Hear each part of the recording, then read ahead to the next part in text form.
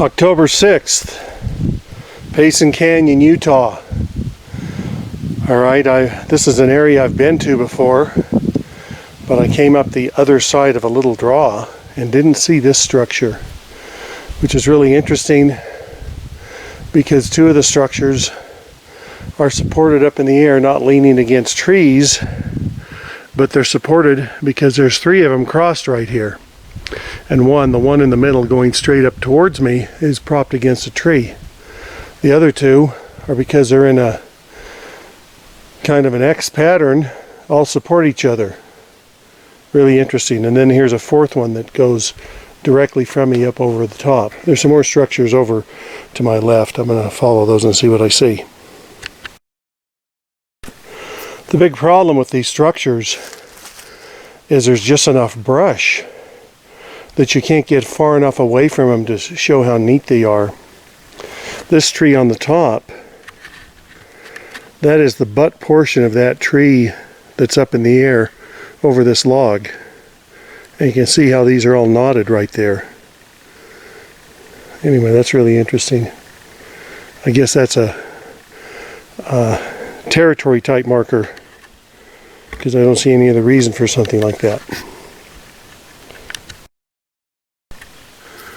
Here's another interesting structure. Three trees pinned up in the air.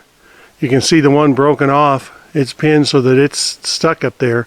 Now the bottom portion of this is down on the ground here, so it wasn't just put up there. See, the bottom portion is there. That was recently broken.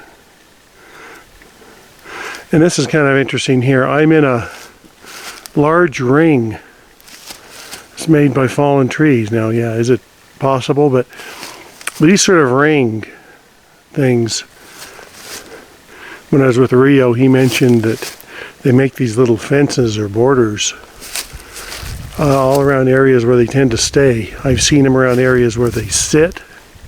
I've seen them around entire, what Rio calls wallows, where you've got these all the way around it. What for? I don't know. They keep bugs out? I have no idea. You know, it's just what they do to claim real estate. No idea. Here's another several enormous trees, and this large tree going away from me. That up there at the top is the butt section of that tree. So that's about 12 feet up in the air right there. I don't see the bottom of that tree anywhere in that locale. And I mean, there's all kinds of structures right in here. There's this one here. There's leans all over this way. There's a zigzag of leans off this way. There's some more right here.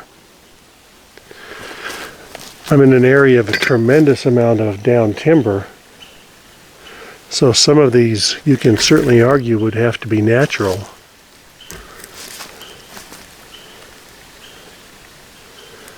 And this is over by that Bigfoot highway and that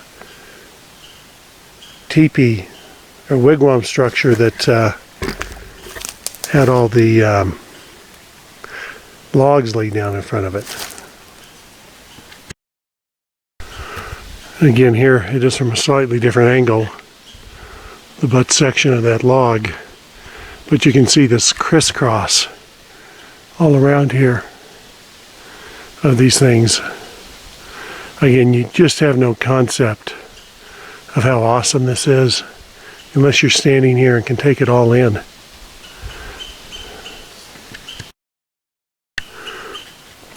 Again, I got further away, but I don't know if I'm far enough away.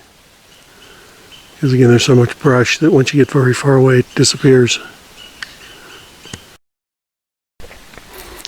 Okay, here's another area surrounded by what I'm calling a ground fence. See, it's along the back there, over there, down the side, and across the front here. And you've got this smaller structure made out of smaller aspens in the middle. And you've got, you can see here, huge number of leaning aspens all through the rest of this. There's a whole bunch crossed over there. I'll walk over there and take a look at that.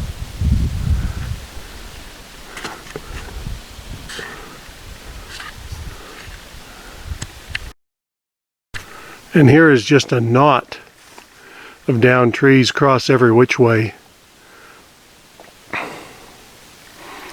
This was the structure I was mentioning in the last video. And again, I'm so close to them that you can't. Well, this one you get a pretty good idea of how neat it is. We're up kind of top of a little rise, up a small hill.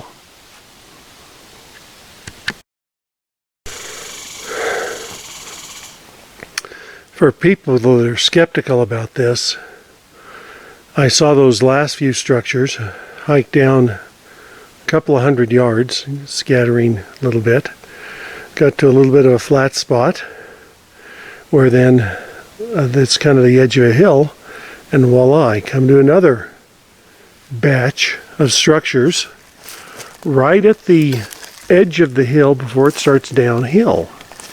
And I've got another ground fence.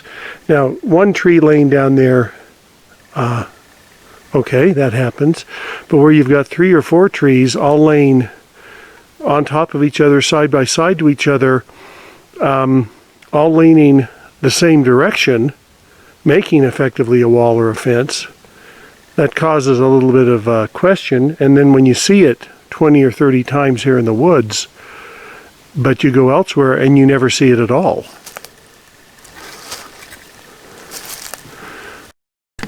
Okay, now this tree clearly did not root here, did not originate there. It's not rooted.